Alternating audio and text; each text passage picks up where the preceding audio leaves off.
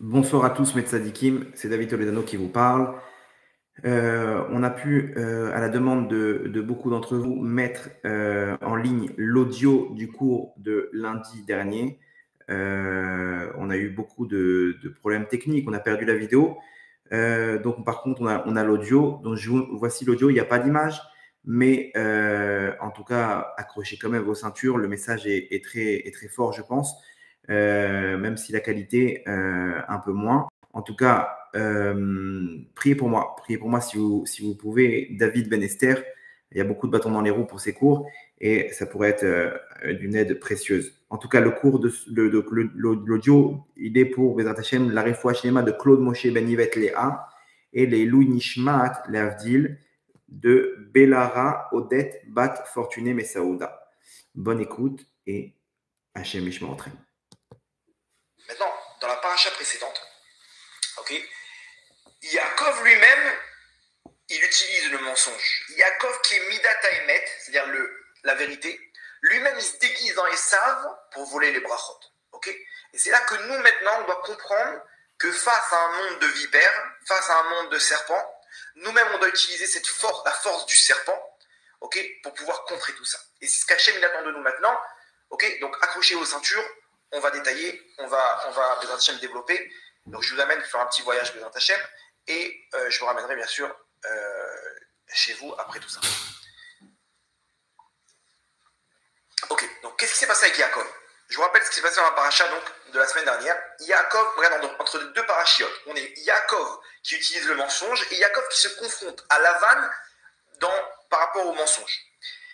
Il y a donc un fil conducteur dans les parachiotes. Qu'est-ce qui s'est passé dans la paracha de la semaine dernière? Yaakov, lui, il est là en train d'étudier la Torah, tranquille, et il est face à, il sait très bien c'est quoi son plan dans le Ham Israël. Esav, lui, il n'est pas à sa place. Esav, il n'est pas à sa place. Yitzhak, il essaye à tout prix de le rapprocher, ok, mais on va dire qu'il n'arrive pas. Il donne une dernière instruction à Esav pour pouvoir prendre les brachot. Ces brachot-là, nous dit Yonatan Ben Uziel que c'était le soir de Pessah. Le soir de Pessah, il y a une force spéciale pour sortir la neshama des forces du mal. Yitzhak, il sait très bien avec qui il a affaire. Il sait très bien qu'il a affaire avec Esav. Esav, dans sa tête, il y a des bonnes idées, mais son corps, il est complètement empris de la faute. Et donc, il veut essayer de le sauver. La dernière issue de secours, c'est le soir de Pessah. Le soir de Pessah, à cette même période, grâce à cette même lumière, on sortira d'Égypte. Grâce à cette même lumière, on fait tout le Seder de Pessah. Il est basé sur pour faire descendre cette même lumière, pour que nous aussi, chaque année, on puisse sortir de nos metzarim, de l'étroitesse dans notre vie, etc. Yitzhak, il prend Esav et lui dit amène-moi ce qu'il faut, ok, il lui dit les Gedaïm là-bas, c'est par rapport au Korban Pessah, etc. Et viens, on va manger ensemble et je te donnerai les brachot. Ces brachot-là, elles vont descendre du ciel et sortir la neshama d'Esav. Sauf que si Esav n'a pas choisi dans son libre arbitre de faire teshuva, on ne peut pas agir nous de l'extérieur. Le libre arbitre, il est donné entre les mains de l'homme. Si moi, je n'ai pas décidé de faire teshuva, on peut prier jusqu'à demain pour la personne, on peut l'aider, on peut l'amener à faire. C'est l'élément déclencheur, c'est entre les mains de l'homme. Si lui, il a décidé de ne pas faire tchouva, Yitzhak ne peut pas intervenir. Effectivement, Esav, dans son libre arbitre, il reste dans la faute. Il ne veut pas faire tchouva, et peut-être qu'il a compris ce qui devait se passer, mais il refuse. Et là, Hachem, il intervient. Il dit à Rivka, stop. Rivka, elle était prophétesse. Il lui donne par prophétie, il lui dit stop maintenant. La chance d'Esav, elle est passée. Cette lumière, elle doit descendre. Yaakov, il doit la prendre. Et là, bizarrement, ok, alors attends, très bien. Rivka, elle a qu'à aller voir son mari et lui dire mon chéri, Yitzhak, ok, j'ai reçu une prophétie d'Hachem qui nous dit que notre cher Esav, chéri, ok, il ne veut pas recevoir les brachot, donc ça doit passer à Yaakov. Ok, Yitzhak, il entend la voix d'Hachem, l'ordre d'Hachem. Il applique, il dit bon, Yaakov vient, il parle à Esav, il dit y'en a marre, tu nous rends fous, allez, fais ta vie, trace ta route, et maintenant ça passe à Yaakov. Bizarrement, qu'est-ce qu'a fait Rivka? Elle arnaque et Yitzhak, son mari, en prenant Yaakov et en le faisant passer pour Esav. C'est bizarre. Nous, on lit tous les ans et on se dit mais c'est quoi ce scénario? Et qui elle a choisi maintenant? Elle est mal tombée, elle tombe sur Yaakov. Yaakov, il ne peut pas sortir un mensonge de sa bouche. Yaakov, c'est le Hémet. Yaakov, c'est le Hémet, il ne peut pas sortir un mensonge de sa bouche. Elle vient, sa mère, elle dit, écoute-moi bien. Tu vas aller et tu vas écouter ma voix, tu vas te déguiser en Esav, tu vas prendre les brachot à ton père. Mais mon père, s'il découvre ça, il va me scalper. Imaginez-vous la règle, la rancune spirituelle de ce qui s'est passé maintenant dans les mondes d'en haut, que la bracha est passée au mauvais endroit. Yitzhak qui peut en vouloir à son fils, et dans le ciel, on peut scalper Yaakov à cause de ça. Pourquoi? C'est quoi ce scénario? Yaakov, il y va, il écoute sa mère, ok. Et là, il vole les brachot, donc tout le monde connaît l'histoire, il prend les habits d'Esav, ok. Il met des pots sur lui, sa mère, elle a préparé le repas, il se présente devant Esav, devant Yitzhak, pardon, et il lui dit, Yitzhak, il ne comprend pas, il dit, déjà, t'es déjà là? Mais comment ça se fait? Normalement, Yitzhak, il comprend une chose, que maintenant, Taneshama et Esav, il croit que c'est Esav, Taneshama, elle va sortir des clipotes, des forces du mal. Est-ce que les clipotes, ils vont te laisser? C'est sûr qu'il n'y aura que des embûches sur le chemin d'Esav. D'un coup, après quelques minutes, Esav, il débarque. Il ne comprend pas. Attendez, je vais vous lire dans les mots parce que c'est incroyable. Il lui dit,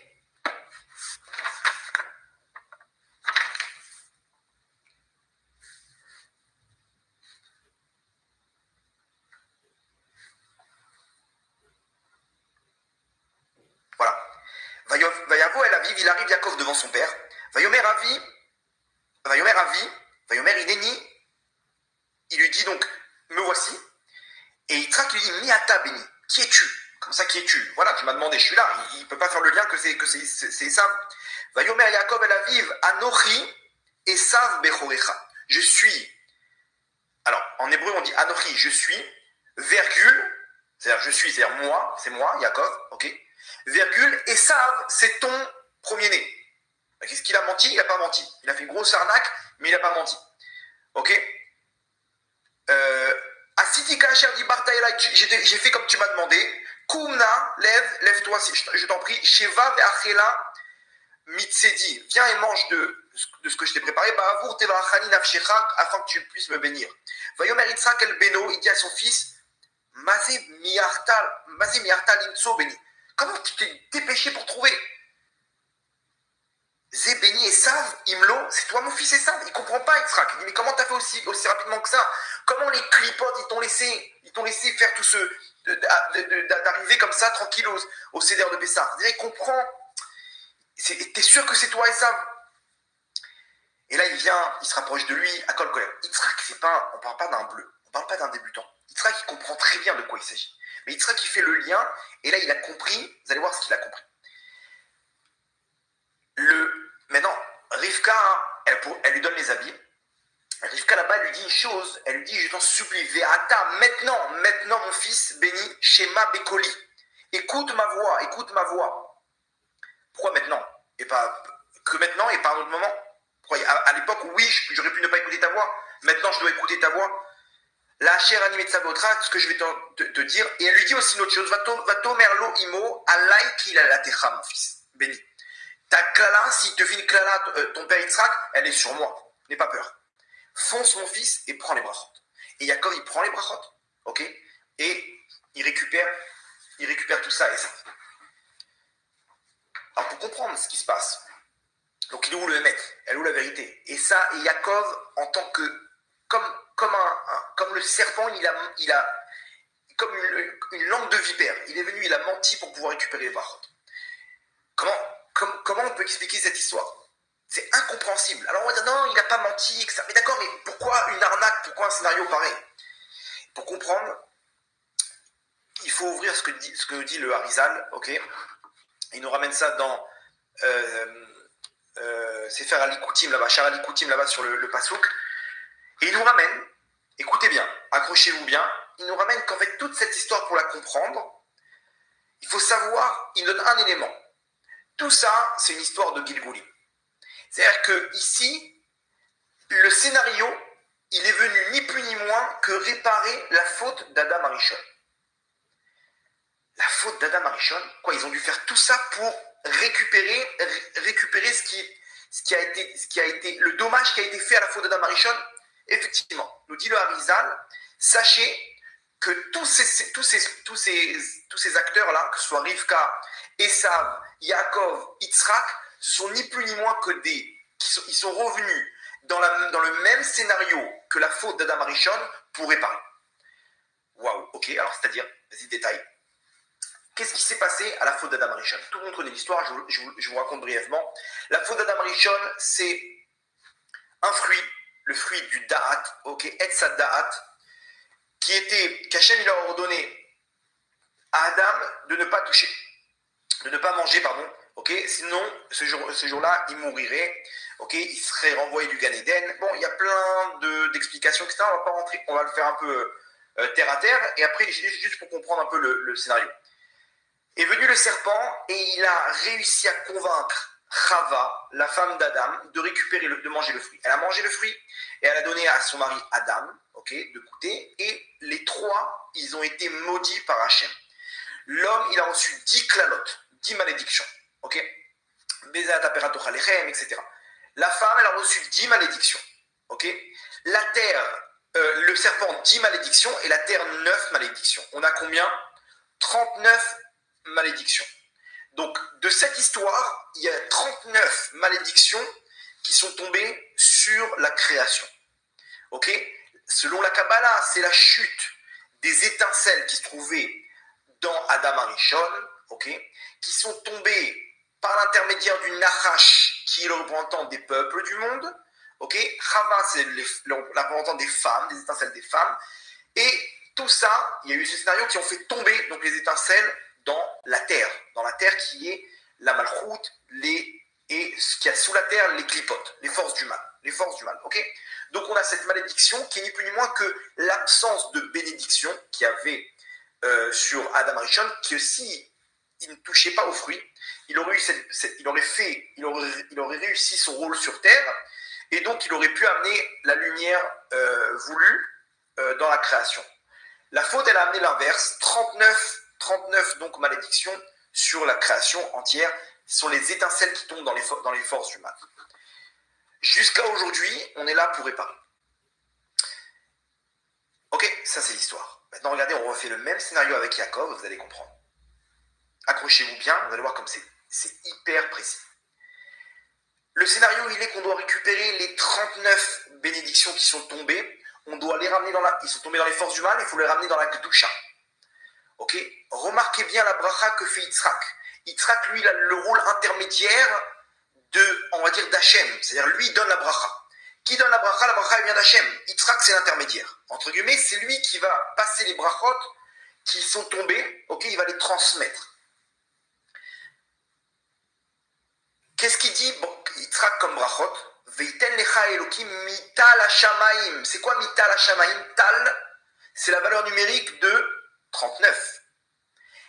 Hachem, que te donne Hachem, regardez bien la bracha qui fait à Yaakov, mital hashamaim, des tal. Le tal, c'est la rosée du ciel. C'est quoi cette bracha? Tu vas recevoir la rosée du ciel.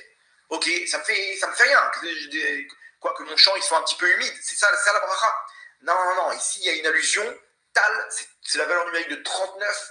Que les 39 malédictions qui sont tombées, maintenant tu les récupères. Pour les récupérer, le seul scénario, c'est d'arnaquer Esav, qui est le Gilgoul du serpent. Le serpent, qu'est-ce qu'il a fait? Il a arnaqué Chava, et Chava, elle a fait tomber Adam. Maintenant, on est obligé de faire le même scénario inverse. Pour récupérer les brachot, on doit arnaquer le serpent, ok? Mais qui arnaque le serpent? Chava, qui est Rivka, qui vient utiliser Yaakov qui est le Gilgoul de Adam, Arishon. Et là, ça doit passer de la même manière pour récupérer les brachot. Comment? Donc, on envoie Esav, et là, on vole les brachot à Esav, celui qui est le serpent, qui nous a volé les brachot. Où est-ce qu'elles sont tombées ces brachot, ces étincelles? Dans les forces du mal, qui sont représentées par le serpent. Le serpent, c'est le Nachash HaKadmoni, ok, le Satan. Comment on lui récupère? Il faut venir au même endroit, et faire la même action. C'est-à-dire que Yaakov, qui est le Gilgoul d'Adam Arishon, il doit revenir chez Esav. qui est le serpent, récupérer, lui voler les brachot, de la manière que lui, il nous a arnaqué.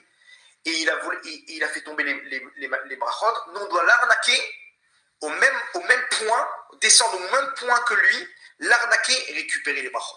Et pour ça, elle lui dit quoi? Elle lui dit quoi, Rivka? Elle lui dit...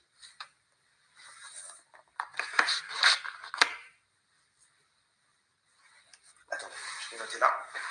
Rappelez-vous ce que je vous ai dit. Ata, maintenant, Shma Bekoli, Bni. Chava lui dit, à l'époque, tu as écouté ma voix, en tant que Chava, toi qui étais Adam Arishon, tu as écouté ma voix, et on est tombé dans la faute. Maintenant, à l'époque, oui, il ne fallait pas écouter ma voix, mais maintenant, oui, écoute ma voix. Elle dit Rivka, Yaakov, Ata, Shema, Bekoli, maintenant écoute ma voix. Avant, non, maintenant, oui, tu peux écouter ma voix. Après, elle lui dit quoi? Alaï qu'il est la techa, c'est sur moi qu'est venue la klala. C'est moi-même, Chava, qui a amené la klala, ça doit passer par moi, donc tout doit être engendré par Rivka, qui elle-même a été celle qui a déclenché la chute.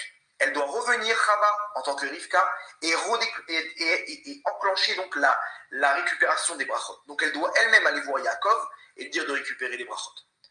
Ok? Et donc, qu'est-ce qu'il fait Yaakov? Il récupère les habits de Esav. Vous savez à qui appartenaient ces habits? Ces habits-là, c'était ni plus ni moins que les habits d'Adam Arishon. Quand il est venu devant Yitzhak, Yaakov, Yitzhak, il a touché Yaakov, il a senti les habits qui sont les habits de Adam Arishon. Et il a compris que maintenant Yaakov, il revient en tant que Gilgoul d'Adam Arishon pour récupérer les brachot. C'est pour ça qu'il s'est laissé arnaquer, Yitzhak. Il a compris très bien, il a dit, ok, les brachot, elles doivent revenir maintenant à leur endroit initial, qui est la Gdusha. Donc Yaakov, il se déguise, ok, et il est obligé de récupérer les brachot en tant qu'ancien Gilgoul d'Adam Arishon. C'est pour ça qu'il met la tunique d'Adam Arishon. Et qu'est-ce qu'il lui dit, Yitzhak? Il lui dit, Re'ebni Re'ach Asadé. J'ai plus le passouk. Il lui dit, mon fils, regarde, tu as l'odeur du Sadé. C'est quoi Sadé? Sadé, c'est le Gan Eden. Adam Arishon, d'où il venait? Où elle s'est produit la faute? Au Gan Eden. Gan Eden, selon la Kabbale, c'est Zdetapurim. C'est le champ de pommier. Donc, Yitzhak, il dit, regarde, il y a l'odeur du Gan Eden, ça veut dire qu'on revient au même endroit, le Gan Eden. Les mêmes personnages qui sont Adam Arishon avec le même habit. Et il vient récupérer, voler à Esav, qui est le serpent que lui-même il leur a volé à Adam et Chava. Qui déclenche tout ça? Chava, qui est Rivka. C'est pour ça qu'elle lui dit, maintenant tu dois écouter ma voix. Et donc on est obligé de faire ce scénario, ok, pour pouvoir récupérer les brachot. C'est-à-dire qu'ici il faut comprendre une chose. Pour récupérer les étincelles, ok, on doit revenir au même endroit, dans les mêmes conditions, ok, redescendre là où on est descendu, ok, là où s'est produit la faute, et récupérer les étincelles. C'est énorme. C'est-à-dire que maintenant, on a un autre scénario de ce qui s'est passé dans la paracha de Toldot. On a fermé la boucle, on a récupéré au Satan, qui est Esav, au serpent, on lui a récupéré toutes les brachot, ok. Et pour ça, il faut que Adam et Chava reviennent en Rivka et Yaakov, ok, pour pouvoir arnaquer et récupérer les tal brachot, les 39 brachot qui sont tombés dans les forces du mal. Donc on est encore là, malheureusement, parce que le Satan, il a mis un coup, il a riposté. Il ne s'est pas laissé faire. L'ange, là-bas, on va le voir dans la prochaine paracha, il a mis un coup dans la hanche, donc il a récupéré une partie des étincelles encore une fois. Il n'a pas laissé ça à Yaakov. Ok? Donc c'est pour ça qu'on est toujours là en galoute. En tout cas, bon, il y a plein de trucs dans ma tête là, j'espère que c'est clair. N'hésitez pas à m'arrêter si vous voyez que ça se complique. En tout cas, on a compris une chose, que pour récupérer les étincelles, on doit se déguiser en Nachash. On doit nous-mêmes utiliser le Nachash, le plan du Nachash, parce que c'est là-bas qu'on doit descendre dans les forces du mal. Dans les forces du mal, on doit utiliser les mêmes ustensiles que le serpent pour pouvoir sortir les étincelles. Ok? Maintenant, vous allez comprendre pourquoi il a menti, Yaakov. Il n'a pas menti, il a joué avec les mots. Mais 2 secondes, Yaakov, toi, tu es la Midat Haemet, toi, c'est la vérité. Mais c'est quoi la vérité? La vérité, c'est un peu subjectif. Quelqu'un qui aime telle voiture, lui, pour lui, le Hémet, la vérité, c'est telle voiture. Pour une autre personne, c'est pas le même Hémet. Donc, c'est quoi le Hémet absolu? Le Hémet absolu, il faut savoir une chose, que c'est le plan divin, c'est le plan d'Hachem. Il n'y a que ça comme vérité absolue, c'est le plan d'Hachem. Donc, Yaakov, lorsqu'il change les mots, il le fait pourquoi? Pour le Hémet absolu, qui est le plan d'Hachem de récupérer les étincelles qui sont tombées. Donc c'est pas du mensonge, c'est du émet. Vous comprenez c'est quoi le émet? Donc Jacob, il a menti entre guillemets, mais par rapport à une donnée qui est le émet absolu. Donc ça s'appelle pas mentir pour lui. Ok, parce que le but, c'est le émet. Le émet, c'est le plan d'Hachem. Et pour ça, il est obligé de changer. Il est obligé de changer les mots. Il n'a pas menti. Il a dit, c'est toi Esav. Il dit, Anochi, c'est moi. Qui toi? Entre parenthèses, Yaakov, virgule, mais Esav, c'est lui ton premier-né. Mais pourquoi tu fais tout ça, Yaakov? C'est le émet.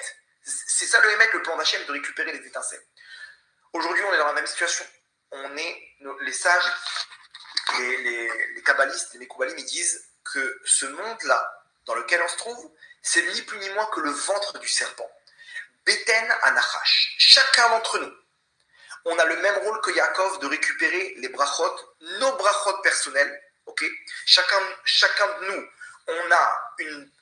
on est lié face à une partie d'étincelle. Et donc Hachem, il nous prend dans le Gan Eden. Et il nous dit, mon fils, à toi de jouer. Tu descends maintenant. Tu dois descendre, ok, et tu dois récupérer les étincelles qui sont tombées. Comment ils sont tombées ces étincelles? Gilgoul d'avant, dans une ancienne vie, on a fauté. Ok? Ah, mais pourquoi on a fauté? Parce qu'on a dû descendre pour aller chercher les étincelles, et donc ça c'est dû, la descente elle est due à un Gilgoul encore d'avant. Donc là-bas aussi on est descendu, on a dû fauter, donc c'est par rapport à la descente, elle vient par rapport à un Gilgoul encore avant, jusqu'à qu'on remonte à Adam Rishon. Donc en fait Hachem il fait tout un scénario pour qu'on descende.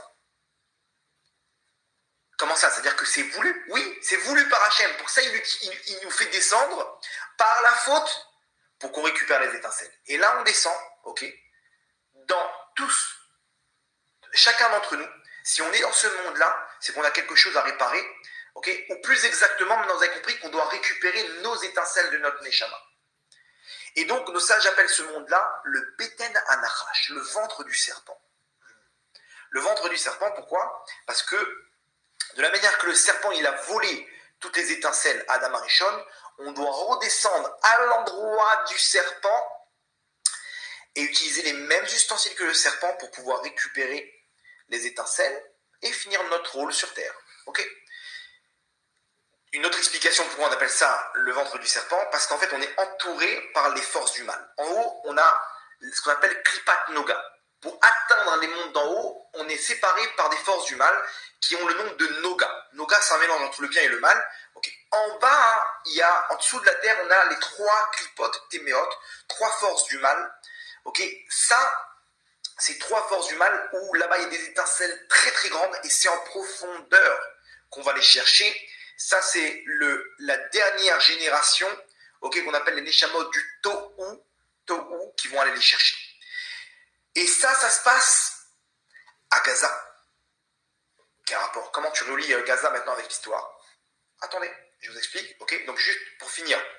Donc on a les trois clipotes téméotes qui sont en dessous de nous et au-dessus de nous qui nous séparent d'Hachem, la clipa Noga. Donc on est entouré de forces du mal comme un serpent, comme dans le ventre d'un serpent. Et on doit se connecter avec Hachem et casser la clipa qui nous sépare par nos mitzvot, nos prières, etc. Et ne pas se faire attraper par les clipotes en bas qui nous tirent vers le mal, qui nous tirent vers la faute. Ok, parce que là-bas on descend. Mais c'est voulu, la descente elle est voulue pour que là-bas on fasse tchouva et là-bas on retire les étincelles qui sont en profondeur, qui sont le plus dur à retirer. Et à ce moment-là, lorsqu'on a terminé, chacun de notre côté, on fait les forces du mal n'ont plus de vitalité. Ok? Et donc c'est la fin des temps, la venue du Mashiach. C'est ce que dit la Gemara en une phrase. La Gemara elle résume tout ce que je vous dis maintenant. Elle dit que En ben David ba achetichle neshamot me'agouf. Le Mashiach ne viendra que lorsque les neshamot, qui sont les étincelles, seront vidées du corps. Il y a un corps dans les mondes d'en haut ou dans les mondes d'en bas avec des étincelles. Lorsqu'on a tout vidé, tout tombe. Et lorsque tout tombe, les mondes ils s'élèvent et c'est ce qu'on appelle la venue du Mashiach. C'est-à-dire que tout ce qu'on vit maintenant, c'est ni plus ni moins qu'un scénario pour amener le Mashiach. Chacun, où qu'on se trouve, on ramène des étincelles. Une fois qu'on a fini notre rôle, c'est terminé. Le monde du Sheker, le monde du serpent, du Nachash, il tombe, ok? Et c'est la Géoula. C'est-à-dire que nous, on se dit, mais comment tout ça va changer? Comment le mal, il va tomber? Il nous faudra encore des années. Non. Au contraire, à la fin des temps, on arrive à un moment où il ne reste plus beaucoup d'étincelles. Donc le mal, il est vidé du bon qui est en lui. Et donc le mal, il arrive à tous les records. Le mal, il bat tous les records. 1400 morts dans des atrocités de barbarie. Et tous les jours, on entend des soldats qui partent. Nos petits frères qui sont là en train de se battre pour nous. Un soldat, deux soldats, des trucs. Et le monde qui nous crache au visage. Avec leur langue de vipère, avec leurs mensonges et leurs fake news et tous ces trucs-là. Nous, on est là, on se dit, mais qu'est-ce qui se passe? Mais pourquoi tout ce mal? Pourquoi tout ce mal? Vous savez pourquoi tout ce mal? Parce que lorsqu'il y a des étincelles dans les forces du mal, les étincelles, c'est le bon, c'est la bracha. Donc il y a une partie de bon même dans le mal, mais plus on avance, plus on se rapproche de la fin des temps, plus on vit des étincelles. Et à la fin, il va rester que le mal, avec des toutes petites étincelles. Donc le mal, il sera beaucoup plus fort, parce il sera vidé du bon qui est en lui. Donc à la fin des temps, on va arriver à une situation, si vous avez bien compris le fonctionnement, où le mal, il va battre tous les records, et le bien, il sera mis complètement à l'écart. C'est exactement ce qu'on est en train de vivre. On est en train de vivre aujourd'hui où Israël et le peuple et l'âme Israël, ils sont mis complètement de côté. Le bien qui représente le bien, c'est la Torah, c'est la morale, c'est tout ça, on les prend pour des nazis, acteurs de génocide contre des femmes et des enfants, okay, alors qu'ils essayent au maximum, pour ça ils risquent la vie de leurs propres soldats, okay, pour sauver des enfants qui vont être éduqués plus tard à faire ce qui s'est passé le 7 octobre. On est dans un monde de fous et on est là avec 1400 morts, on est obligé de leur montrer les vidéos, mais regarde tout ça, regarde ça, ce qu'ils font. Des choses que je vous dis, je crois qu'on n'est même pas au courant de la moitié de ce qui s'est vraiment passé. Imaginez-vous la censure que les gens ils ont dû sortir, ceux qui ont vu ce film-là, des journalistes qui n'ont rien à voir avec l'âme Israël, ils sont sortis en pleurant, ils étaient dans tous leurs états. Et les gens, ils continuent, et des manifestations pro-palestiniennes. On est à un niveau, mais comment c'est possible? Plus que jamais, Israël, ils auraient dû avoir le droit de se défendre. Non, pas de minute de silence, vous n'avez pas à vous défendre. Aussi, une minute de silence, mais aussi pour les pauvres Palestiniens. Mais attends, mais comment c'est possible? Ils ont évacué tous les civils. Pourquoi il y a encore des enfants qui sont malheureusement pris dans des tirs? Comprenez que c'est les hommes du Hamas qui les prennent comme bouclier humain. Ça, c'est pas logique. Israël, il laisse 2 semaines quitter le nord de la bande de Gaza. On va raser maintenant. On est obligé d'intervenir parce qu'en dessous, il y a des tunnels. Donc, il y aura des bombardements dans tous les sens. Et d'un coup, on nous parle de morts de femmes et d'enfants. Mais qu'est-ce qu'ils font là encore? Qu'est-ce qu'ils font là? Pourquoi? Parce que le Hamas, il leur dit, vous partez pas. On a besoin de vous. On a besoin de vous face à ces faibles de soldats israéliens qui n'osent pas faire bouger un peu le monde en tuant femmes et enfants. Et donc, nous, on perd de nos soldats. Regardez dans quoi on vit, On est dans un monde de sheker terrible. Zebeten al-Khash. Ça, c'est le ventre du serpent. Et arrivé à la fin des temps, le peu d'étincelles, donc le peu de bon qu'il y a dans le mal, il va être vidé, mais rassurez-vous. Rassurez-vous, c'est que le mal, il n'en a plus pour longtemps. Si le mal, il prend tous ses états et qu'on arrive à voir toutes ces horreurs, c'est parce que c'est le dernier coup avant la fin des temps. Encore quelques étincelles, et c'est terminé. Maintenant, je vous avais dit que les clipotatéméot, c'est là-bas, c'est en profondeur qu'on doit descendre. Bizarrement, ce qu'ils sont en train de faire les soldats de Tsahal, ils sont en train de descendre pour aller chercher les dernières étincelles. Remarquez bien là-bas, ils font des tfilotes. Des tfilotes. Il y a des études de Torah à l'intérieur même. Il y a des schémas Israël, il y a des tfilines, des trucs, des actes d'émouna, de prière, de téhilim à l'intérieur même de la bande de Gaza.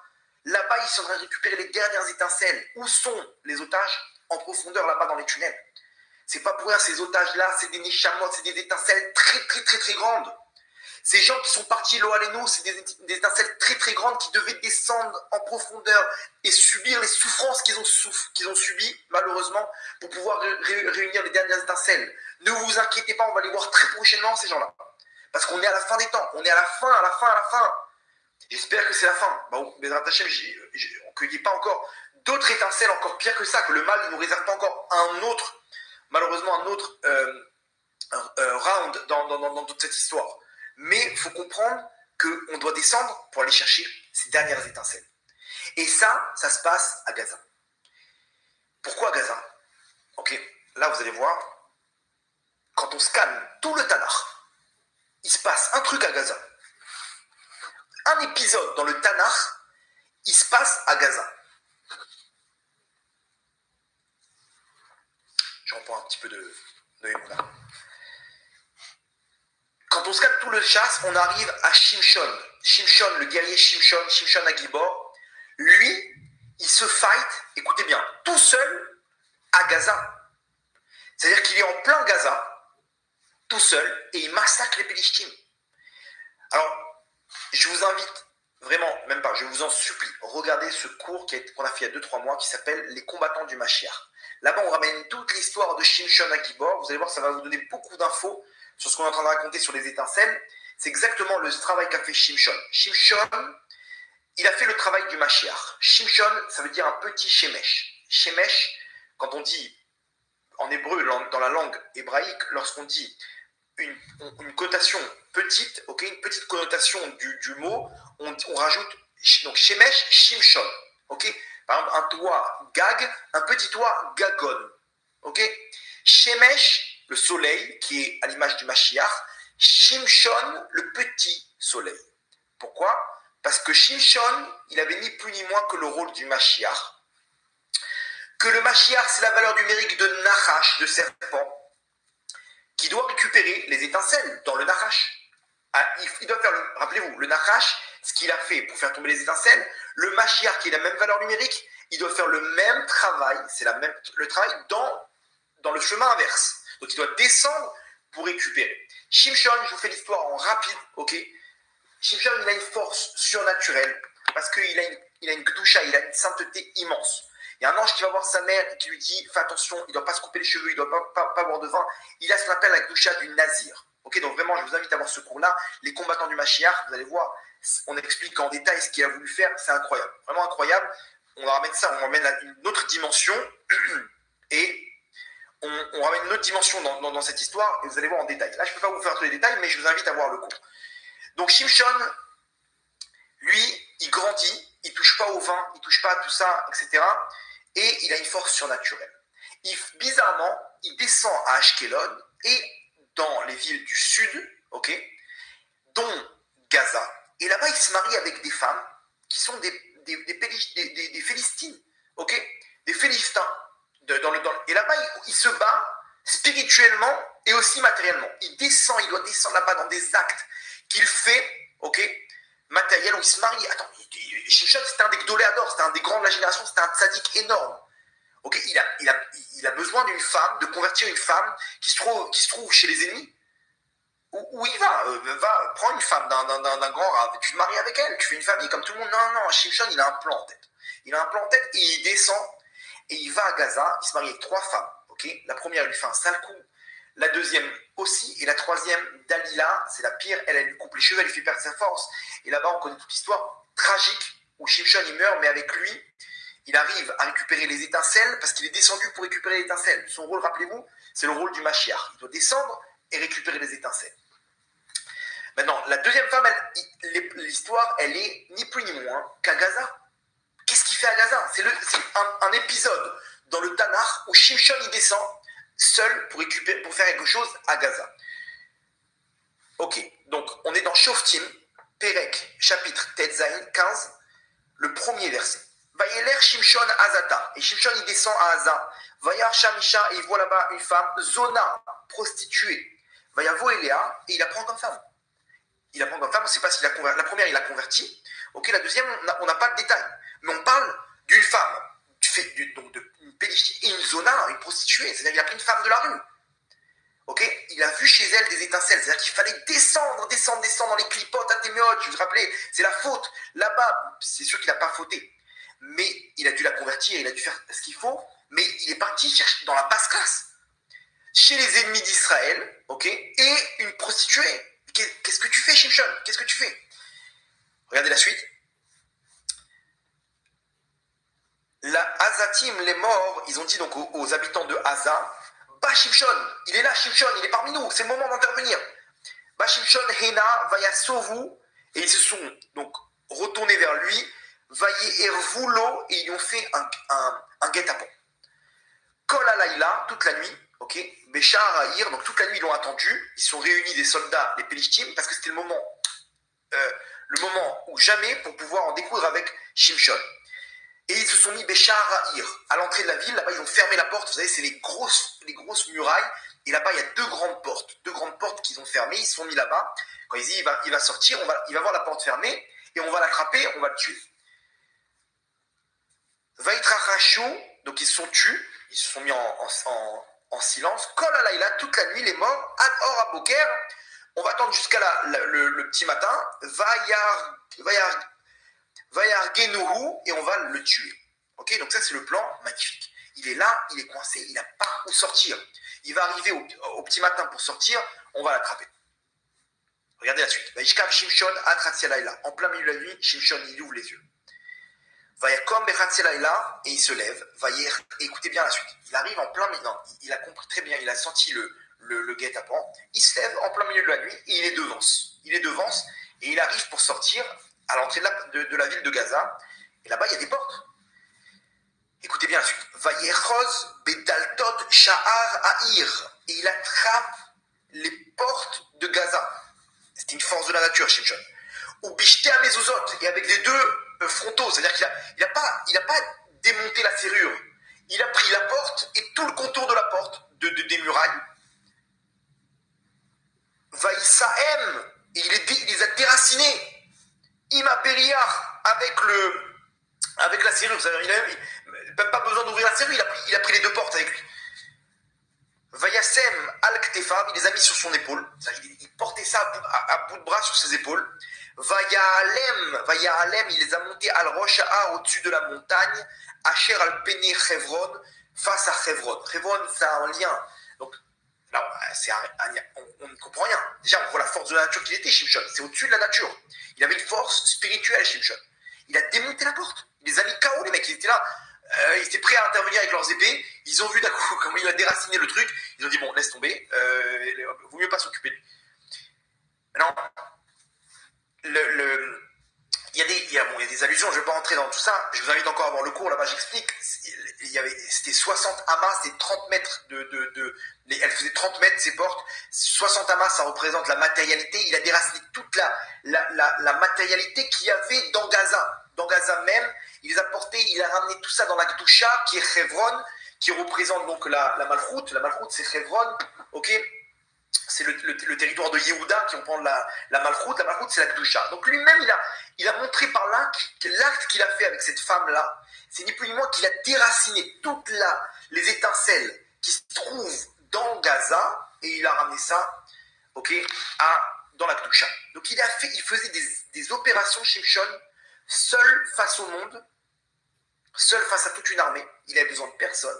Il faisait des actions matérielles qui étaient très bizarres, mais spirituellement, elles avaient un objectif, c'est de ramener les étincelles des clipotes atéméot, qui se trouvent dans le Nachash à Kadmoni, bizarrement à Gaza. Et là-bas, il est ramené dans la Gdusha.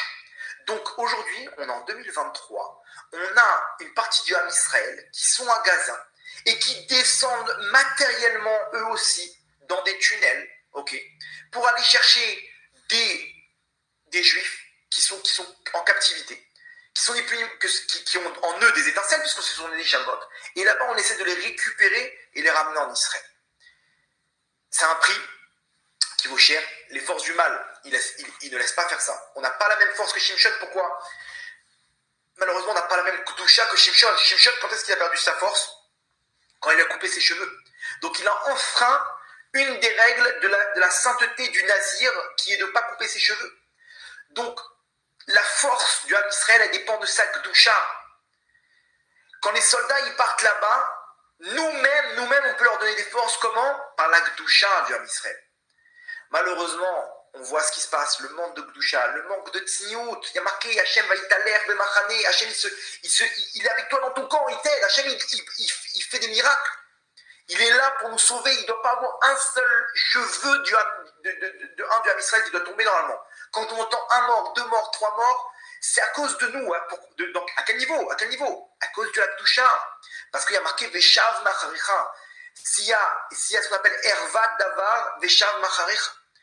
Ces femmes-là, elles ne savent pas, ces femmes qui ont pris sur elles de se couvrir la tête, de tsniout. On me ramène des histoires, on me dit, j'ai des mails, les gens ils savent très bien que ça me porte à cœur la Gdusha. Vous comprenez pourquoi ? Parce qu'on parle que c'est une question de vie ou de mort. Ils me ramènent des histoires et vraiment, ça me fait chaud au cœur. Il n'y a pas mieux quand j'entends qu'une femme, elle rentre dans la doucha, ou quand j'entends qu'un homme, il fait attention à sa bride, qu'il arrête des avérotes, et des histoires comme ça que les gens, ils ne se rendent pas compte, mais ils sont en train de sauver le Ham Israël. Ils sont en train de sauver le Ham Israël. Vous ne vous rendez pas compte des miracles qu'il y a là-bas. Il y a des miracles, ces miracles, d'où ils sortent? D'où ils sortent? Ils sont arrivés dans des tunnels, ils ont trouvé 7 terroristes morts par terre. Ils ne sont jamais arrivés dans ces tunnels-là. Qu'est-ce qui se passe? Vous savez ce qui se passe? Ils sont fait tuer par d'autres terroristes. Une histoire très connue qui circule actuellement, qu'ils sont montés dans un bâtiment, 2 groupes de terroristes, ils les ont encerclés. Maintenant, ils ont perdu la communication entre eux, okay, parce qu'ils n'ont plus les radios et tout, ils n'ont plus de batterie, ils parlent par leur téléphone, etc. Ils n'y a plus d'électricité, il n'y a plus rien du tout. Ils ont perdu la communication entre eux et c'était dans la nuit, un des groupes est sorti, l'autre groupe a cru que c'était les soldats du bâtiment qui sortaient, ils ont commencé à leur tirer dessus. Maintenant, ils ont tiré sur les autres terroristes. Les autres terroristes ont dit, ah voilà, c'est les soldats qui nous ont repérés. Ils ont riposté et entre eux, ils se sont tués. 27 terroristes du Hamas qui attendaient une unité de Tsahal qui était à l'étage. Ils ont vu ça à l'étage, ils ont vu qu'il y a deux groupes de terroristes qui étaient en train de se tirer dessus. Ils ont terminé le travail, 27 terroristes morts. D'où ça vient ces miracles?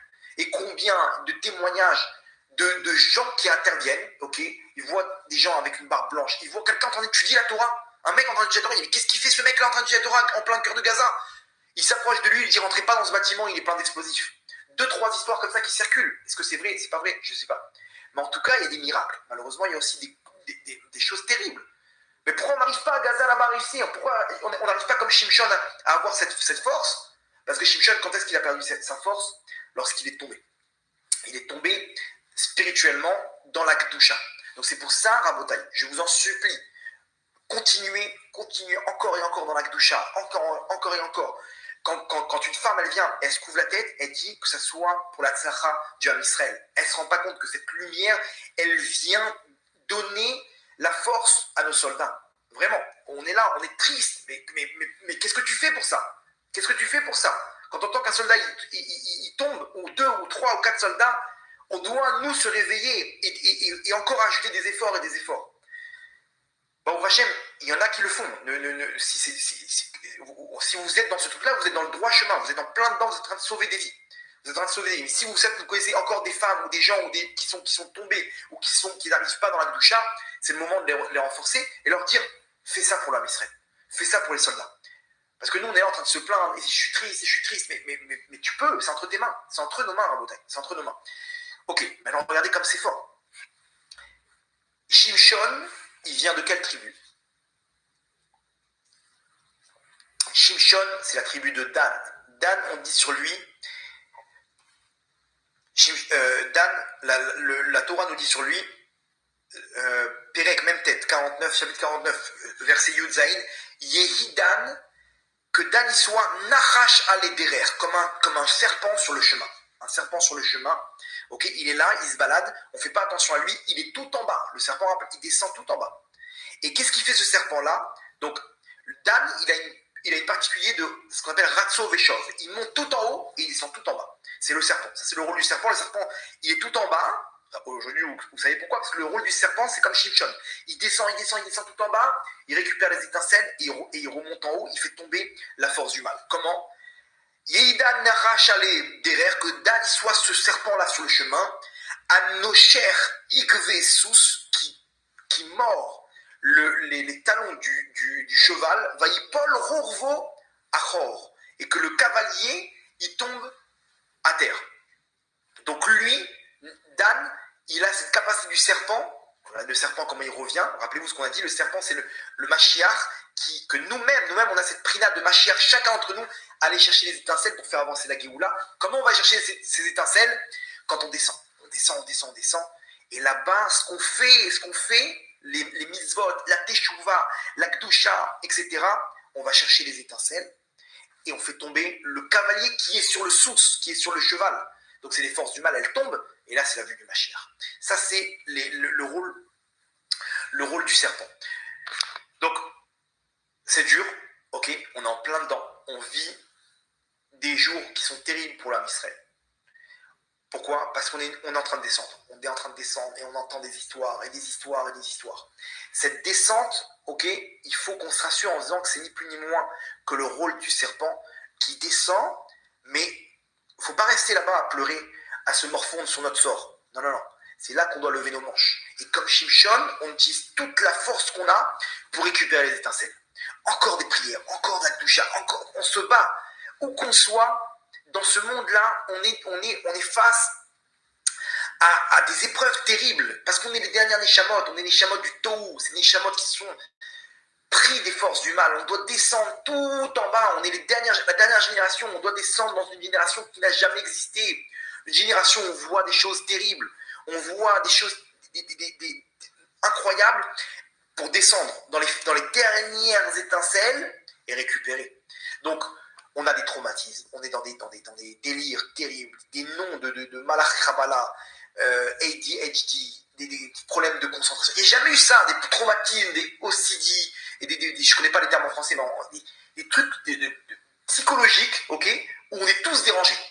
Un petit problème dans son enfance, le mec aujourd'hui il est dérangé, et des problèmes nafshi aujourd'hui dans le psychologie qu'on n'a jamais vu. À l'époque, les gens ils étaient forts. Aujourd'hui, les neshamot elles sont très faibles. Parce que pourquoi on est faible aujourd'hui?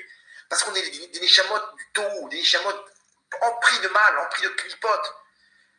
Mais quoi, on doit se morfondre sur notre sort? Non, non, non, Rabotaï, on va se lever et nous débarrasser de toutes ces clipotes. Mais comment tu fais? Comment on fait? Le nachash. Nous-mêmes, il faut qu'on utilise cette langue du vipère, de la vipère comme ça. On ne se laisse pas attaquer. On ne se laisse pas attaquer par la tristesse, par ce qui se passe dans le monde et par le désespoir. Ça y est, on en a marre, qu'est-ce qu'on va faire, qu'est-ce qu'on va devenir, on est dans une impasse. Et voilà, maintenant ils veulent parler d'un cessez-le-feu. Le cessez-le-feu, nous, il n'y a pas de cessez-le-feu pour nous. Dans les mitzvot, on doit continuer à se battre et à se battre et à se battre. C'est dur, c'est dur. On entend des histoires, on entend on se dit, mais comment on va faire pour sortir de ça? Pour sortir de ce traumatisme qu'on a du 7 octobre. Des gens qui ont vu des choses terribles, que ce soit en vrai ou en vidéo, des gens qui sont blessés, qui ont perdu des membres à vie. On parle de quel traumatisme. Imaginez-vous, rien qu'une histoire minime, un problème dans notre éducation, dans notre enfance, on ramène avec nous ce bagage et on souffre, on a des problèmes de shalom bayit, des problèmes dans tous les sens à cause d'un petit truc que mon père il m'a pas dit je t'aime, ou ma mère elle m'a pas fait comme ça et mon truc comme ça, et des petites histoires comme ça qu'on n'arrive pas à cicatriser. Alors imaginez-vous aujourd'hui ce qu'on a vécu. On a vécu la Shoah en 2023 pendant une journée. Une journée on a vécu, un jour à Auschwitz, au Kafakela, au plus profond des enfers. Et on ne connaît rien encore, on ne connaît rien de ce qui s'est vraiment passé. Et on va voir qu'il y a des traîtres à l'intérieur des gens qui sont là, qui dirigent, et que c'est à cause de tout ça. Des gens qui ont donné tout ce qu'il faut pour qu'il puisse se passer, pour faire tomber des gouvernements. Hachem et Rachem, on est dans une situation, on se dit, mais comment on va faire? On est pris dans le Beten Anachash, dans le ventre du serpent. Les dirigeants au-dessus de nous, ils sont tous corrompus, ils sont tous pris entre les mains du Révrave. À côté de nous, nos voisins, que ce soit le Gaza, Yehuda et Shamron, en Judée-Samarie. Un sondage hier à se tirer les cheveux. Un sondage dans les Arabes de Judée-Samarie. On pose première question, est-ce que après le massacre du 7 octobre, est-ce que vous considérez fier d'être palestinien? 98% oui. Après le massacre du 7 octobre, on est fier d'être palestinien. Bon, on va dire encore que c'est légitime. Il y a quand même un regain de victoire, etc. Ok, c'est là. Deuxième question, est-ce que vous êtes content de ce qui s'est passé le 7 octobre? Accrochez-vous bien, 77%, oui, on est content. De 1400 morts dans une barbarité. Tu peux être fier d'être palestinien, mais être contre la barbarie. Ok? Non, je ne suis pas content. J'aurais préféré que ça soit une guerre normale. Pourquoi faire tous ces actes qui sont interdits selon le Coran? Ok? Selon le Coran. C'est-à-dire que leur joie, elle est contraire à ce que leur impose le Coran. Donc quand tu es content de ça, tu es content de fauter devant ton Dieu. Entre parenthèses. Donc il y a 77% des gens qui sont contre le Coran. Imaginez-vous le paradoxe. Bref. Troisième question. Est-ce que vous aurez été prêts, vous aussi, à rejoindre les rangs du Hamas ce 7 octobre avec des armes pour combattre? 56%, oui. Donc, regardez ce qu'on a de l'autre côté. On est face à des fous. Les mecs, on est face à on est en plein milieu on est Beten Anachash, le ventre du serpent. Le monde, ils sont contre nous. Ce qui se passe maintenant en France et à Londres, les mecs sont face à Daesh en plein cœur de Londres. En Turquie, en Tunisie, on a vu ce qui s'est passé au Daghestan, etc. Le Yémen, mais d'où ils sortent ceux-là? Mais laissez-nous tranquilles, mais fais ta vie tranquille. Qu'est-ce que tu fais? Ils sont à 2000 km, qu'est-ce qu'ils ont contre Israël? Le Liban, c'est 250 000 missiles. Et tous les jours, boum, ça bombarde. La Syrie, les milices chiites, en Irak, en l'Iran. Mais qu'est-ce qui vous arrive? Vous n'avez rien d'autre à faire. Vous n'avez rien d'autre à faire dans votre vie. Beten Anachash. Beten Anachash, c'est le mal dans toute sa splendeur, ok? Et nous, le petit mouton, là-bas, le petit mouton du Ham Israël, face à 70 loups. Pourquoi il ne faut pas désespérer? Parce que ce mouton, il a un berger. Ce mouton, il a un berger, et ce berger, c'est Akadosh Baruch Hu. Et Akadosh Baruch Hu, il est là. Akadosh Baruch Hu, il nous protège. Et tout ça, c'est le scénario d'Akadosh Baruch Hu. On doit descendre là-bas. Mais rassurez-vous, quand on va récupérer les dernières étincelles, ok, peut-être que ces dernières étincelles, c'est peut-être quelques otages, ou ce qui est en train de se passer là-bas à Gaza, quand ils vont terminer le travail, à l'image de Shimshon, à l'image du serpent, on descend tout en bas, et on fait tomber la dernière étincelle, et donc le mal, il va arriver au sommet. Pourquoi? Parce qu'il y a le moins d'étincelles, mais dès qu'on enlève la dernière étincelle, il tombe. Donc la scène d'après, c'est la chute du mal. Ok? Donc accrochez-vous, il faut s'armer des mounas. Je suis d'accord avec vous, c'est chaud, il faut s'armer des mounas, mais le système, j'espère que vous l'avez compris. C'est-à-dire qu'on va on va toucher le sol, et après on repart. Après on repart parce que c'est là que la clipa elle tombe. Ok? Paul, Rorvo, Achor, le cavalier il tombe à ce moment-là. Ça, c'est qui fait ça? C'est Dan. Aujourd'hui, on est tous des Shimshon.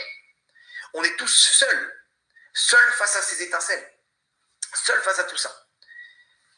On m'a dit, et c'est marrant parce que le Shimshon, on dit Ruach Hashem mefaemet bo.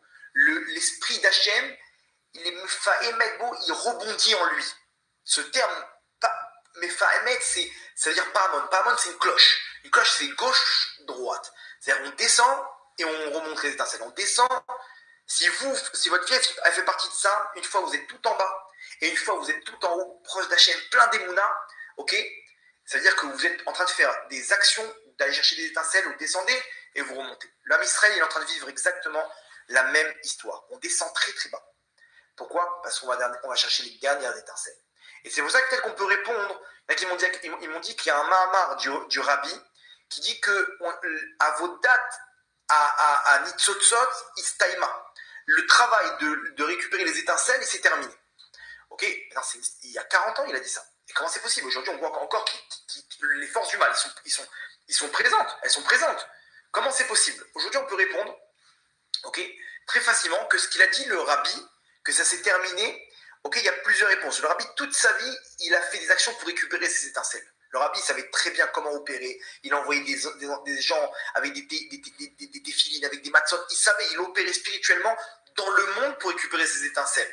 Ok, il est parti le 11 Nissan, ok, parce que le 11, ça fait référence aux 11 étincelles. Ok, non, il y a 10, il y a 10 sphères célestes. Maintenant, le Da'at, il se divise en deux. Donc, il y a Chabad, Chorma, Bina, Da'at. Le Da'at, il se divise en deux. En deux, c'est Chassadim des Da'at et Kvurot des Da'at. Donc, en fait, finalement, il y en a 11. Il y en a 11 étincelles. Ok, et on voit ça que les trois, ils se divisent en quatre. Les trois, Chabad, Chorma, Bina, Da'at, ils se divisent en quatre étincelles. Ok, c'est ce qui se passe dans les téphilines. Dans les téphilines, il y a un shin avec 4 branches et un shin à 3 branches. Le Ben Ishraï dit on doit regarder le shin à 4 branches avant de mettre les téphilines de la tête et après à 3 branches. Aujourd'hui, vous savez pourquoi? Parce qu'en fait, le shin à 3 branches et après regardez le shin à 4 branches. Pourquoi? Ça fait référence que les 3 lumières, Chorma, Bina, Da'at, ils se transforment en 4 lumières. Chorma, Bina et les 2 Da'at. Donc il y a 11. Et Nissan, c'est l'élévation. les 11 étincelles, il élevait les 11 étincelles, ok, comme ça. J'ai vu un rab qui expliquait une très belle explication, que c'est pour ça qu'il est parti le 11 Nissan, parce que lui-même, il a terminé tout ce travail. Alors comment c'est possible qu'on est encore face à cette clipa, aux clipotes, et on voit ce qui se passe. Donc ça veut dire que la clipa elle est encore là, le travail n'est pas fini. Donc il y a plusieurs réponses, où on peut dire qu'au niveau global, on a terminé, mais au niveau individuel, chacun il doit récupérer encore ses étincelles. Ok, première explication. Ok, deuxième explication, c'est quand il dit qu'on a terminé, c'est que oui, mais nous on donne encore des forces. Ok, comme il dit là-bas dans Etzraïm, que le Zera Levatala, la semence en vin, elle donne des forces aux forces du mal pour pouvoir continuer le mal. C'est-à-dire que ça donne une vitalité. On donne encore des étincelles. Oui, le travail de Adam Arishon, il est terminé, mais nous-mêmes, on fournit encore des étincelles. Ou peut-être, ok. Et ça expliquerait bien le cours la première partie du cours. C'est que le travail des étincelles dans les mondes d'en haut, dans la clipa de Noga, il est terminé. Mais dans les dernières clipotes en dessous, ça, c'est le rôle du Mashiach. Donc nous, on est la génération du Mashiach. Nous-mêmes, on fait le travail du Mashiach. Chacun où qu'on se trouve, on a fini les étincelles d'en haut de la clipa de Noga, mais les 3 clipotes à Téméhot, en dessous, celle-là, c'est le rôle du Mashiach. Et donc, toute la génération, nous-mêmes, on est l'armée du Mashiach qu'on va chercher. Et là-bas, comme ça, il ramène le Sadé, Rabbi Shaul Dwek Cohen, okay, dans le livre Efash Tenema, Sharav Rudim, Perek Gimel, Otiyut Bet. Voilà. Donc ça pour expliquer pourquoi ça s'est terminé, mais on est encore dedans. Pourquoi? Parce que nous, on est en plein dans les dernières. Les dernières, c'est que la génération du Mashiach, les Neshamot du Tohu, que eux, ils ont la force de descendre. Donc nous, on descend, on y va, et c'est pour ça qu'il faut s'accrocher. Le serpent, il a aussi, donc la force, c'est aussi dans sa langue. Il pique avec sa langue, ok, avec la langue de la, comment dire, Razak, le 11 Nissan, c'est l'anniversaire du Rabbi. L'anniversaire du Rabbi, donc c'est toute sa naissance, son essence même, c'est d'aller chercher les étincelles. Razak. Je suis pas à fond dans tous les détails, mais Razak pour ceux qui ont rectifié.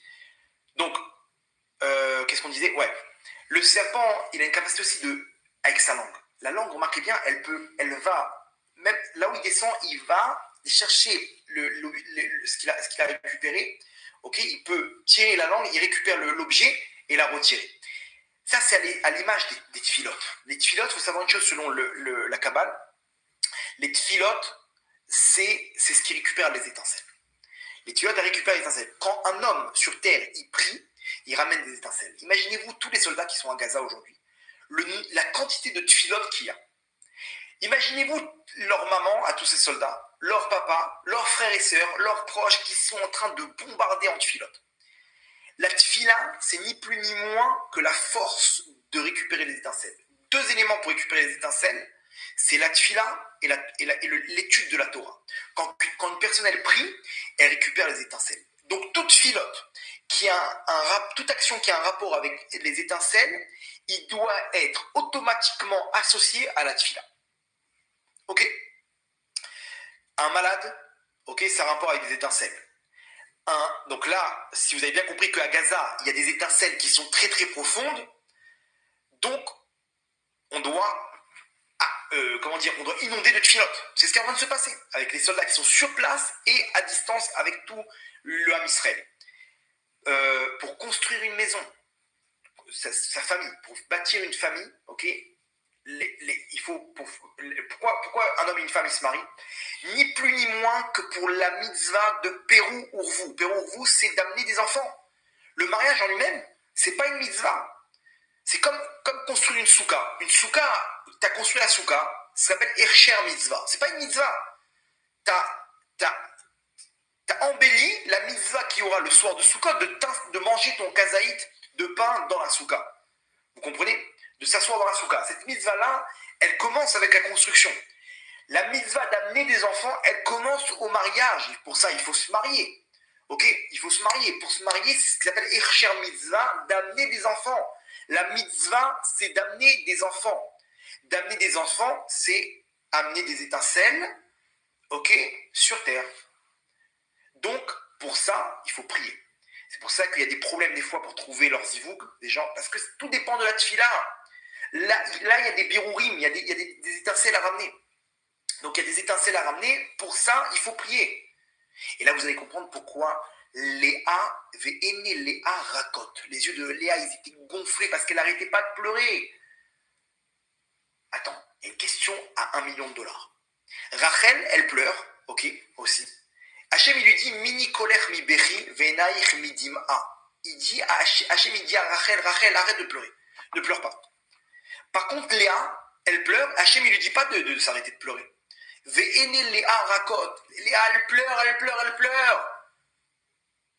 Et on lui dit pas de s'arrêter de pleurer. Rachel, elle pleure. Hachem lui dit non, arrête-toi, Matzadeket. Mini kolech mi bechi. Enlève le son, le son de pleurs de tes sanglots, arrête tes sanglots et enlève les larmes de tes yeux. Comme ça, il lui dit à Rachel, attends, mais pourquoi tu la laisses pas pleurer? Ou pourquoi tu n'arrêtes pas, tu ne demandes pas à Léa de s'arrêter de pleurer? Réponse incroyable. Alors, je ne sais pas si vous avez vous une réponse, okay, selon le sens simple, mais aujourd'hui, vous avez compris selon le sens kabbalistique que la tfila que fait Léa, c'est pour bâtir sa maison. Le Zohar, il dit que Léa, elle attendait là-bas au carrefour des chemins. Et elle savait très bien qu'un jour, la descendance de sa tante, Rivka, ils allaient venir pour les prendre comme épouse, à elle et sa sœur Rachel. Comme ce qui s'est passé pour Yitzhak. Un beau jour, Yitzhak, son envoyé, Eliezer, il est venu et il a pris Rivka comme épouse. Rivka à Imenu. Pour son maître Yitzhak. Et le frère de Rivka, Lavan, il a sorti 2 tzadikot, qui sont Rachel et Léa. Et elle-même, elle savait très bien qu'un beau jour, un jour viendra, où les enfants de Rivka, 2 garçons, veulent venir les prendre comme épouses. Elles savaient très bien, elles ont compris la puissance de leur neshama dans ce monde de fous, qui est Lavan et Haran. Et Yaakov, il descend en personne à Haran. Le Zohar, il dit Haran, c'est une clipa terrible qui s'appelle Haron Af. Pourquoi il doit descendre là-bas, Yaakov? Pour aller chercher Rachel et Léa. Et dedans, il y a toutes les étincelles du Ham Israël chez Lavan.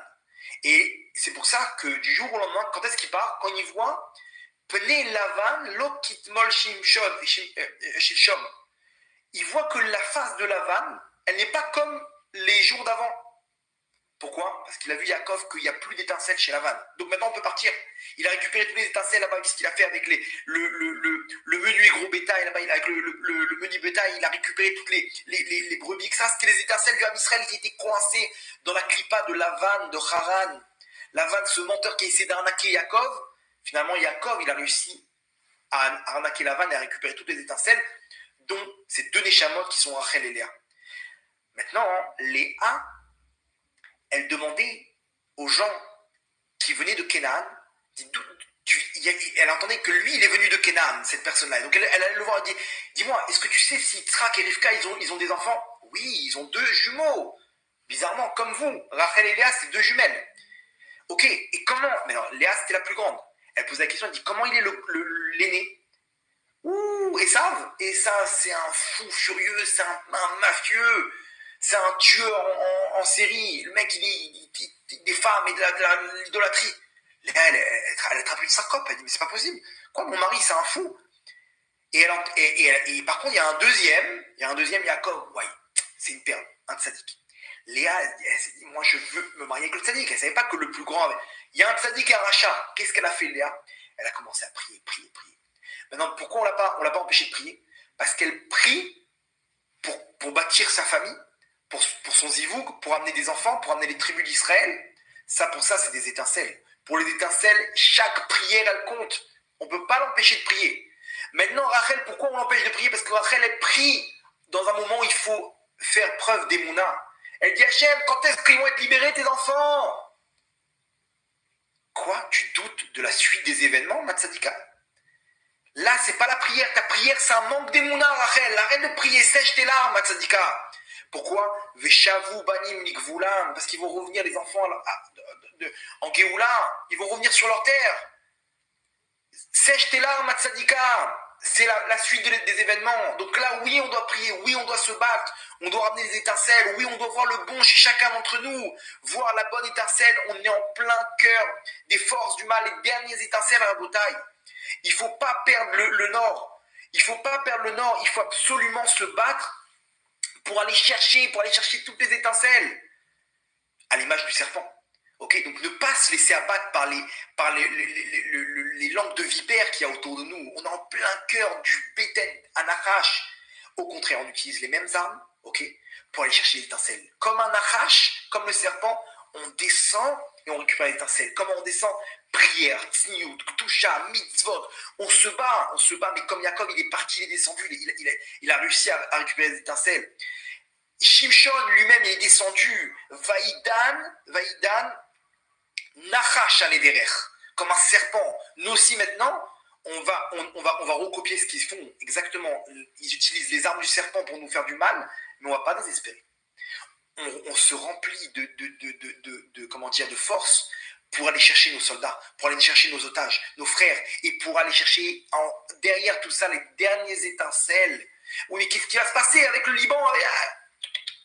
Là où qu'on soit, on a chacun nos étincelles. Par rapport à nos épreuves, chacun, lui, c'est d'aller faire la paix avec son frère. Ça fait 12 ans que tu ne parles plus avec ton frère. Récupère les dernières étincelles, fais la paix avec lui. Tu as les dernières étincelles. Toi, Matsadika, c'est quoi? C'est dur pour toi la tsniout? Vas-y, c'est la dernière ligne droite avant la Géoula. Tu récupères les dernières étincelles. Crois-moi, il n'y en a pas pour longtemps. C'est quelques jours, on y est. Toi, c'est quoi? Terrat Mishpara, la pureté familiale. Mais c'est quoi le problème? Pendant quelques jours, tu vas être séparé de ton mari. Crois-moi que tu vas le retrouver comme le jour de ton mariage. Trempe au mikvé, tu descends, tu récupères les étincelles. Shabbat, vas-y mon tzaddik. Vas-y, prends sur toi, c'est dur. Et qu'est-ce qu'on va faire? On s'ennuie, Vodarav. Mais tu ne te rends pas compte que tu es en train de ramener la lumière de la Géoula. Allonge ta jupe, ma tzadika. Mets tes jeans en haut dans l'armoire. En haut, juste pendant cette période. Pourquoi? Parce que tu es en train de faire descendre la shrina dans le Ham Israël. Et tu descends, c'est dur. C'est une épreuve qui est difficile. Tu descends, mais quand tu descends, tu récupères les étincelles. Et après, et donc bien entendu, entouré de toutes les tfilotes et d'allumer des bougies, allumer surtout la nuit.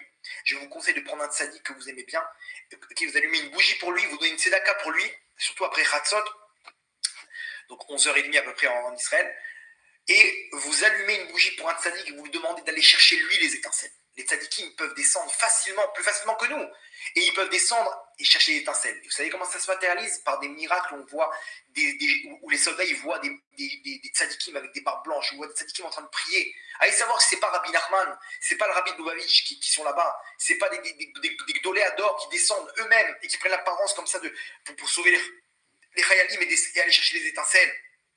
Donc il faut se battre, il ne faut pas perdre. Et à ce moment-là, on se met en mode Rachel. Donc on était en mode Léa, la langue du serpent pour prier et pour aller chercher les étincelles. C'est cette prière qui a l'image de la langue qui va chercher les étincelles. Quand tu pries, tu es comme un aimant qui ramène les étincelles. Ça, c'est Léa. La paracha de la semaine nous apprend qu'il y a aussi Rachel. Rachel, c'est Koach HaEmuna, c'est la force de la Emuna. Ne tombe surtout pas en désespoir. Remplis-toi d'émouna, mon tzaddik. Allez, ma tzaddiquette, remplis. On ne tombe pas dans le désespoir. On ne tombe pas dans la tristesse. Il y a nos frères qui tombent. Mais pas de désespoir. Ils sont tombés parce qu'ils devaient passer par là pour aller chercher leurs étincelles. Ils vont revenir très bientôt. Très bientôt. On ne perd pas le nord. On lève les manches et on se bat. Ça, c'est le Kohar de la force d'émouna de Rachel. Rachel, elle, on lui dit maintenant, tu vas t'occuper des saves. Ok, elle accepte. Mais prie. Non. Hachem, accorde les Tova. Tu veux que je m'occupe des sables? Là-bas, je vais aller chercher les étincelles. Avec Esav. Vas-y, ma soeur, prends ma place. Mais quoi? Mais pourquoi tu fais tout ça? Bats-toi pour. Non. Je vais bâtir ma maison avec Esav. Je vais prier, parce qu'on a dit qu'il faut prier pour bâtir sa famille. Mais avec Esav. Et j'ai la Emouna que c'est la meilleure des choses pour moi de marier avec Esav. Rachel, elle a tout gagné parce que grâce à ça, elle peut venir à la fin des temps avec la force de la Emouna et elle dit Hachem, moi j'ai tout mis de côté, mais tous mes sentiments, je les ai mis de côté pour toi, Hachem, pour pouvoir laisser place à ma sœur, moi qui suis une être de chair et de sang. Donc toi, Hachem, Melech Malchei Melachim, le roi des rois, À plus forte raison, tu peux mettre de côté tes sentiments. Et oui, c'est vrai qu'on a du mal dans la Kedusha Hachem, c'est vrai qu'on a du mal dans le Shabbat, on a du mal, on est des Neshamot du tout, on est face à ces clipotes qui ne nous laissent pas respirer. On n'arrive pas à s'en sortir, Ribono Shalolam. Mais toi aussi, Hachem, mets de côté tes sentiments, mets de côté ta Torah, un instant, juste pour nous sauver. Et Hachem, Veshavu Banim Likvura. Et il dit à Rachel, non, pas besoin de pleurer. Ta Emouna, elle me suffit pour libérer le Ham Israël. Donc, les amis, ils sont en train de parler d'un cessez-le-feu. C'est une catastrophe, un cessez-le-feu. Bon, qu'ils fassent ce qu'ils veulent, mais en tout cas, nous, il n'y a pas de cessez-le-feu. On se bat encore et encore, et on descend. C'est dur, mais si c'est dur, c'est-à-dire qu'on est en train de descendre. Et si on est en train de descendre, c'est qu'on est en train de chercher les dernières étincelles de la fin des temps. Donc, il faut se battre, il faut voir chacun par rapport à son épreuve. Et n'oubliez pas, comme Shimshon, comme le serpent, il ne se base pas en troupeau. Il est tout seul aller derrière sur le chemin. Quoi, il n'est pas en groupe comme les lions, comme les... Non, il est tout seul, c'est un solitaire le serpent. Shimshon, il était tout seul. Pour nous apprendre que face à cette clipa de Gaza, t'es seul face à tes nitzotzot. T'es seul face à ta clipa. Et si tu le fais, on va savoir si c'est pas toi qui va amener le Mashiach. Parce que le Mashiach, il attend les dernières étincelles, et après il intervient. De Nachash, on passe à Mashiach. Et Mashiach, à ce moment-là, la clipa, elle tombe, et là, c'est tout ce qu'on a vécu. On dit comme ça, Samechenu kimot initanu. Chez notre Aïnoura'a, Hachem, Samechenu, donne-nous de la joie, kimot initanu, comme les jours où tu nous as fait souffrir. C'est Hachem, attention, de la même manière qu'on est descendu très bas, notre joie, elle doit être inversement proportionnelle. Il doit y avoir un inversement proportionnel, ok? Donc on est descendu très bas, on va monter très très haut. Très très haut, Rabotaï, très très haut. C'est maintenant, on investit dans une action qui vaut rien. On est là face au peuple du monde. Le Ham Israël, il est jeté par terre. Et il faut pleurer, surtout dans le Tikkun Ratzot, Tikkun Rachel, Tikkun Léa. Il faut pleurer dans la situation de l'Ham Israël. Pourquoi? Parce que de là, on utilise ces deux forces dans le ciel qui sont Rachel et Léa. Ok? On descend dans nos pleurs. Et là-bas, à Zorim, Bedima, ceux qui ont semé avec les larmes, Berina Yiktsoru, avec la joie, ils vont récolter. Donc ça, c'est l'étape d'après. N'ayez pas peur, on continue notre travail dans les étincelles, et après, on utilise la Emouna pour la suite. La suite, on ne sait pas ce que c'est. Ça peut être très dur. Il peut y avoir encore des contractions, mais sachez qu'on est en plein accouchement. C'est dur, mais tenez bon. Tenez bon, Rabotaï. J'ai donné cet exemple-là à une personne. Je pense que c'est ce qu'il faut qu'on emporte avec nous. Mais comme quand on part en vacances, je me rappelle quand des fois on partait dans le sud de la France avec mes parents, ok, on était 5 dans la voiture comme ça, on partait de Sarcelles, ok, où on habitait, jusqu'au sud de la France. On partait à 4h du matin, ok, et c'était l'angoisse, on s'était couché tard la veille, dans les préparatifs, les machins, on n'arrivait pas à dormir, on dort 2-3 heures, on est dans le coma tellement qu'on est fatigué, et vas-y, remplis la voiture, il n'y a pas de passe pour les pieds, et tu mets les trucs, on a avec un petit coussin, le mec il essaie de s'endormir, il essaie de trouver une petite place comme ça, il a le cou, le dos, tout est en feu, et jusqu'à, je sais pas, 16h, 15h, 16h pour arriver dans le sud de la France, avec 2-3 arrêts comme ça, on est en l'air, mais qu'est-ce qui nous fait tenir? Vous savez ce qui nous fait tenir? C'est que dans quelques heures, on sera dans un hôtel 5 étoiles, ok, Club Med, la bouffe de folie, les piscines, les machins, les trucs. Bon, dans la galoute on était, heureusement, on savait même pas c'était quoi, on mangeait pas la viande, machin, mais on était dans... Et on se retrouvait là-bas, Club Med, la folie pendant 3 semaines. Waouh! C'est exactement ce qu'on vit à Rabotaï. On est là, on est dans les derniers instants de galoute. Mais bientôt, on va arriver à l'hôtel 5 étoiles. L'hôtel 5 étoiles, c'est la Géoula à Rabotaï. C'est la Géoula, on y est. Qu'est-ce qui va nous donner les forces de surmonter l'épreuve? C'est qu'on souffre, mais pour arriver à la Géoula. Et donc, c'est vrai que le mal, pour l'instant, c'est lui qui a le dessus. Mais plus pour longtemps à Rabotaï. Donc, tenez-vous prêts. Gardez vos ceintures pour la suite de la Géoula à Rabotaï, parce que c'est pour très bientôt. On va terminer avec une petite histoire, si vous voulez bien. L'histoire à la Shoah. À la Shoah, il y avait une histoire incroyable où il y avait, dans les camps de la mort, à Auschwitz, il y avait ils ont essayé à Pessah de faire une matzah. Ils savaient là-bas, ils avaient un complice qui était dans les cuisines. Il dit, je t'en supplie, essaye, quand il y a du blé de côté ou de la farine, mets-nous ça dans un sac. Imaginez-vous, il a détourné le mec un sac de blé, ok? Non, pardon, ça c'est une autre histoire. Il y avait une grange avec du blé, ok, là-bas à Auschwitz, qui s'est fait bombarder par les Américains. Donc imaginez-vous, il y avait du blé partout. Il se retrouve, il voit ça comme un signe d'Hachem, ok? Il voit ça, les Juifs là-bas à Auschwitz, et il récupère des petites poignées de blé. Dans quelques jours, c'est Pessah. Et ils se disent, on a du blé, on va le moudre, on va faire des matzot. Si on arrive à le faire, on peut faire le seder de Pessah le plus beau de l'histoire de l'humanité. Et effectivement, ils arrivent comme ça, en clandestin, à moudre le blé, à faire tout ce qu'il faut avec l'eau, maïm shelanou, etc., tout ce qu'il faut pour faire les matzot, et ils font une matzah. Ils font une matzah qui est toute prête, ok, et le soir même, c'est Pessah. Et il y a un des prisonniers qui met ça dans sa veste, dans son habit, et il se fait choper par un soldat. Ouais. Il se fait choper par un soldat. Imaginez-vous, ils ont une petite matzah toute minus, ok, un petit kazaït, il met ça à l'intérieur de lui et il va pour ramener ça dans la chambre. Ce soir, c'est le seder de Pessah. Et il se fait choper. Ouais. Qu'est-ce que tu fais? Il sort une galette il sait pas c'est quoi le mec. Mais qu'est-ce que vous mangez dans notre dos? Pareil, il lui met des coups de poing, des coups de bâton, des machins. Il le met par terre et il écrase la matzah par terre. Ok. Et le mec, il voit ça. Il voit les miettes de la matzah par terre, ok? Il dit, Hachem, pourquoi tu fais ça? C'est-à-dire, la pensée normalement qu'on aurait dû avoir, c'est, on veut faire tes mitzvot, Hachem, pourquoi tu nous laisses pas? Même une petite matzah, on peut pas, imaginez-vous la détresse, qu'on souffre physiquement, mais pourquoi spirituellement on peut paralyser cette mitzvah de manger un kazaïd de matzah? Il est là en train de saigner, il a pris des coups dans tous les sens et il voit la matzah en miettes. Vous croyez qu'il s'est dégonflé? Quel émouna ils avaient, c'est incroyable. Ils récupèrent les miettes de la matzah, les uns après les autres, comme des diamants. Et ils récupèrent tout ça dans une poignée. Ok, donc imaginez-vous, il y a aussi des poussières, des morceaux de terre. C'est pas grave. Ils récupèrent tout. Et ils pèsent tout ça. Et ils voient pile un kazaït pour manger la matzah. C'est-à-dire qu'il y avait exactement ce qu'il faut pour faire la mitzvah le soir même. Waouh, ils sont là. Et imaginez-vous, ils font un seder, donc tout le monde est là. Celui qui va manger, il va quitter tout le monde. Donc on est là. Et on refait le seder de Pessah à Auschwitz.